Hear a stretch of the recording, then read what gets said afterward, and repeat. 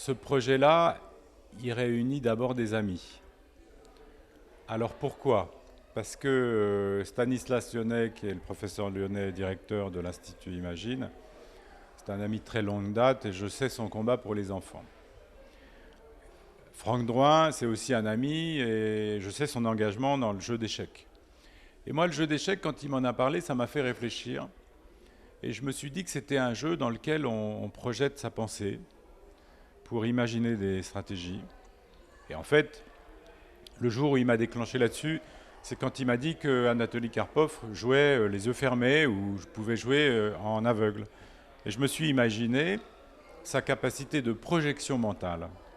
Ça m'a rappelé qu'à l'Institut Imagine en particulier, où on traite des enfants malades, il y a des enfants qui sont enfermés en eux-mêmes, dans des maladies comme l'autisme. Puis il y a des personnes dans d'autres structures qui sont enfermées en eux-mêmes avec la maladie de l'Alzheimer. Et comme je suis médecin, je sais que cet enfermement, il est lié à des processus mentaux qui sont en quelque sorte cassés. Et je fais l'hypothèse, je pense que je ne me trompe pas trop, je fais l'hypothèse que la projection mentale liée au jeu d'échecs s'apparente à quelque chose qui pourrait entraîner la pensée de ces personnes enfermées en eux-mêmes vers d'autres cieux, d'autres avenirs, d'autres contrées.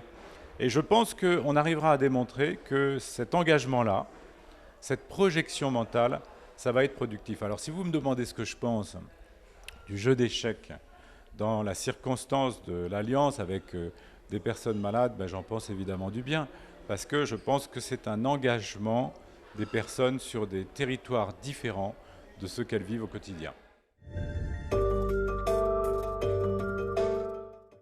Les diabétiques, si vous voulez, ce sont des personnes qui souffrent au quotidien de quelque chose qui est comme un fardeau sur leurs épaules. Ils prennent 10 décisions importantes pour eux par jour. 10 décisions compliquées. Il faut qu'ils calculent les doses d'insuline qu'ils doivent administrer au moment où ils mangent, au moment où ils font du sport. Enfin, c'est compliqué. Donc, tous les engagements mentaux qui sont capables de les sortir de ce fardeau quotidien sont de nature à réellement les faire sortir de cette difficulté. Et donc, je pense que là aussi, dans cette pathologie chronique où ils sont très occupés par eux-mêmes, le fait de pouvoir se projeter sur d'autres choses, c'est extrêmement bénéfique.